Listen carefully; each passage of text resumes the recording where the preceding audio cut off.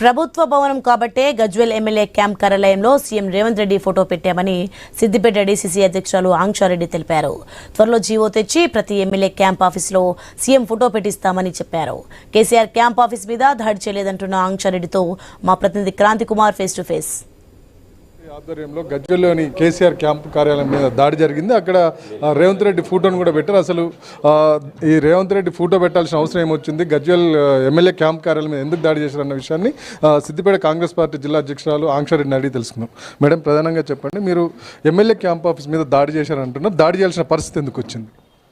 అది దాడి కాదన్న, మేము ఒక 500-600 మందిమే చాలా ప్రశాంతంగా ఇక్కడ నుంచి కిలోమీటర్ నడుచుకుంటూ పోయి అక్కడ ఎలాంటి ఫర్నిచర్నే కానీ ఏ ఫోటోనే కానీ ముట్టకుండా మా సీఎం రేవంత్ రెడ్డి గారిని ఫోటో వేసి రావడం జరిగింది.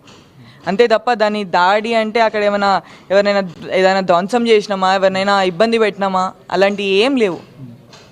అంటే మీరు బీఆర్ఎస్ పార్టీకి సంబంధించిన ఎమ్మెల్యే క్యాంప్ ఆఫీస్లో కాంగ్రెస్ పార్టీకి సంబంధించిన సీఎం ఫోటో పెట్టాలని ఎందుకు అనుకున్నారు?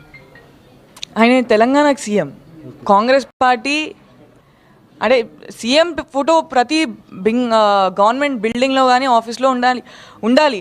అందుకే వెళ్ళాం. కానీ ఒక కాంగ్రెస్ పార్టీ క్యాండిడేట్ది ఫోటో పెడుతున్నాము, బీఆర్ఎస్ క్యాండిడేట్, అది బీఆర్ఎస్ ఆఫీస్ కాదు, లేదంటే మేము పెట్టింది ఏదో జస్ట్ ఒక పీసీసీదో లేకపోతే మా కాంగ్రెస్ రిప్రజెంటేటివ్దో కాదు, సీఎం, తెలంగాణ సీఎం కాబట్టి గవర్నమెంట్ బిల్డింగ్లో పెట్టాము. ఓకే, ఈ నిర్ణయం మీరు తీసుకున్నారా వ్యక్తిగతంగా, లేదా జిల్లా పార్టీ అధ్యక్షురాలుగా మీరు తీసుకున్నారా, లేదా కాంగ్రెస్ పార్టీ అధిష్టానం నుంచి మీకు ఆ మెసేజ్ వచ్చింది? ఫుల్ ఫ్లెడ్జ్గా ఇది మొత్తం నేనే తీసుకున్నాను. నేను తీసుకున్న తర్వాత మేము ఒక మీటింగ్ పెట్టుకొని మా కార్యకర్తలతో లీడర్స్ తోటి అనుకొని వాళ్ళు ఓకే అన్న తర్వాత మేము ముందటికి పోవడం జరిగింది. ఓకే, అంటే ఇప్పుడు యాజ్ అ జిల్లా అధ్యక్షురాలు మీరు నిర్ణయం తీసుకున్నాం అంటున్నారు. మీ జిల్లా పరిధిలో ఉన్న దుబ్బాకలో కూడా బీఆర్ఎస్ సంబంధించిన ఎమ్మెల్యే ఉన్నాడు. అక్కడ బీఆర్ఎస్ కార్యాలయం కూడా ఇదే విధంగా దాడి చేసి అక్కడ కూడా మీరు రేవంత్ రెడ్డి ఫోటో పెట్టే అవకాశం ఉందా? జిల్లా వైడ్లో మొత్తం అందరికీ పిలుపునిచ్చాను.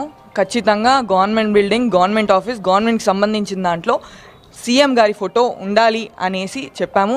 ఏడనైనా నేను ఇది దాడి అనకండి, ఎందుకంటే ఎక్కడ కానీ అంటే ఎక్కడ మేము ఏం చేసిన దాఖలాలు లేవు. లేకపోతే ఏమైనా మీరు డైరెక్ట్గా నాకు చూపించండి, ఇది మీరు చేసిన రౌడీయిజం, ఇది మీరు చేసిన దాడి అంటే నేను ఖచ్చితంగా ఏమైనా తప్పు ఉంటే ఒప్పుకునే అంత ధైర్యం నాకుంది.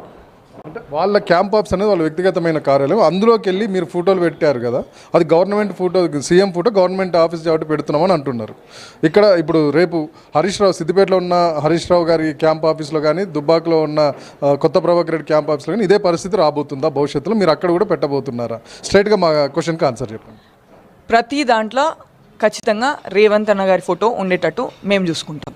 ఓకే, మరి ఇలా ఉన్నప్పుడు మీరే అధికారంలో ఉన్నారు కాబట్టి ఒక జీవో తీసుకురావచ్చు కదా అని చెప్పి ఇటు బీఆర్ఎస్ శ్రేణులు కూడా అంటున్నాయి. ఈరోజు నిన్న మీరు కేసీఆర్ ఫోటో పెట్టిన దానికి ఎమ్మటే కౌంటర్ వాళ్ళు అంటున్నారు, మీరు వ్యక్తిగతంగా వచ్చి పెట్టడం కాదు, ఒక జీవో తీసుకురండి, జీవో తీసుకొస్తే అన్ని కార్యాలయాల్లో అన్ని ఎమ్మెల్యే ఆఫీసులలో పెట్టొచ్చని అంటున్నారు. దానిపైన మీ స్పందన ఏంటి?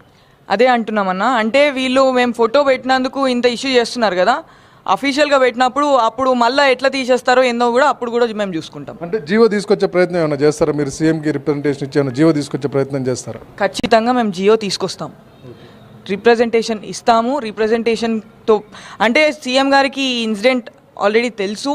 సో కాబట్టి మేము అడిగే అంతవరకు మా అన్న తెచ్చుకోరు, ఎందుకంటే కేసీఆర్ గారు ఎవరిని కలవరు, ఏం చేయరు, అట్లా లేదు ఇప్పుడు పాలన.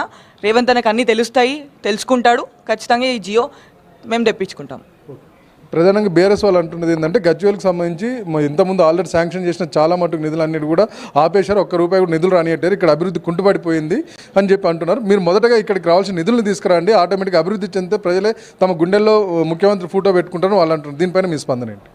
ఎవరు అంటున్నారు అనే వాళ్ళకి ఒక ప్రోటోకాలే కానీ ఒక అర్హతనే కానీ ఏదైనా ఉంటే వింటారు పైన ఉన్న వాళ్ళు.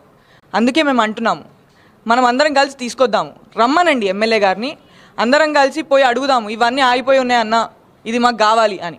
అడిగిన తర్వాత మా సీఎం గారు ఇవ్వకపోతే అది మేము చూసుకుంటాం. కానీ అడిగేటప్పుడు వాళ్ళకి అర్హత ఉండాలి.